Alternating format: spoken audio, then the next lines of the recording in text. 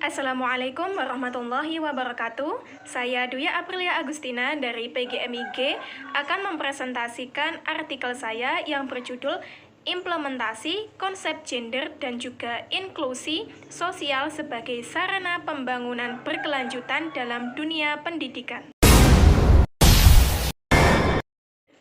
Dari konsep gender, gender adalah sifat behavioral, kultur, dan psikologi, kemudian dikaitkan dengan jenis kelamin tertentu. Gender berorientasi pada peranan menjadi anak laki-laki dan perempuan. Menurut Nasaruddin Umar, menyatakan bahwa gender dalam Islam tidak hanya berkaitan dengan perspektif yang menempatkan laki-laki dan perempuan yang setara di hadapan Allah Subhanahu wa Ta'ala dalam tugas dan pemenuhan hak-haknya. Kemudian dari inklusi sosial dan juga inklusi gender. Dari inklusi, kita bisa mengambil dari disabilitas. Disabilitas tersendiri merupakan penyebab sekaligus akibat dari kemiskinan. Penyandang disabilitas besar tetap tersingkirkan dalam kebijakan program pembangunan, utamanya penelitian yang didukung oleh Departemen Penelitian Luar Negeri dan juga Perdagangan Australia yang menemukan adanya stigma negatif yang terkait dengan disabilitas di Indonesia. Hal ini dianggap tidak memiliki kemampuan yang cenderung sebagai beban bagi orang-orang yang ada di sekitarnya. Dari hal tersebut, pasti akan memunculkan adanya hambatan.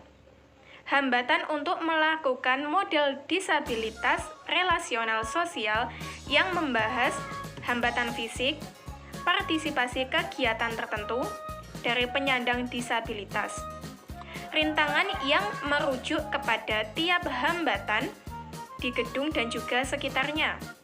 Dan juga guru mencegah atau menghalangi mobilitas pada orang-orang penyandang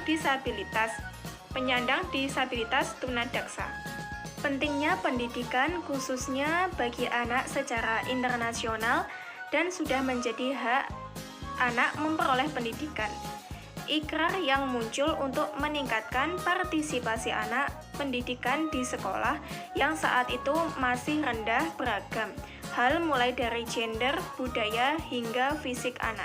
Dalam mengetahui karakteristik peserta didik, guru harus mampu mengetahui kompetensi setiap anak.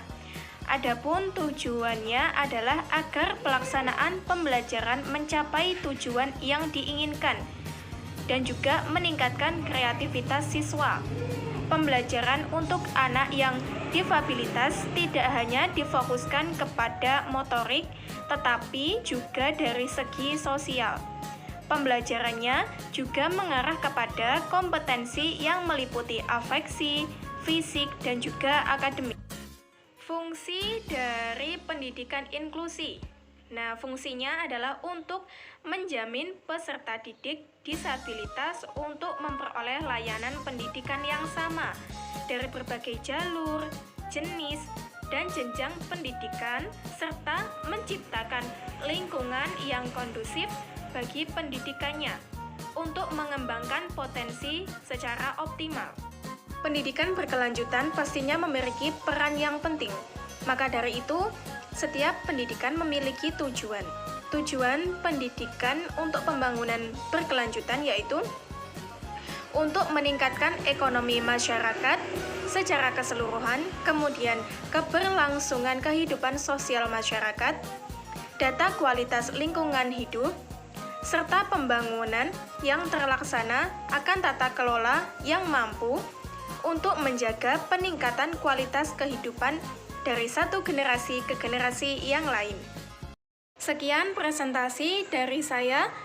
Wallahu muwaffiq ila aqwamit thoriq. Wassalamualaikum warahmatullahi wabarakatuh.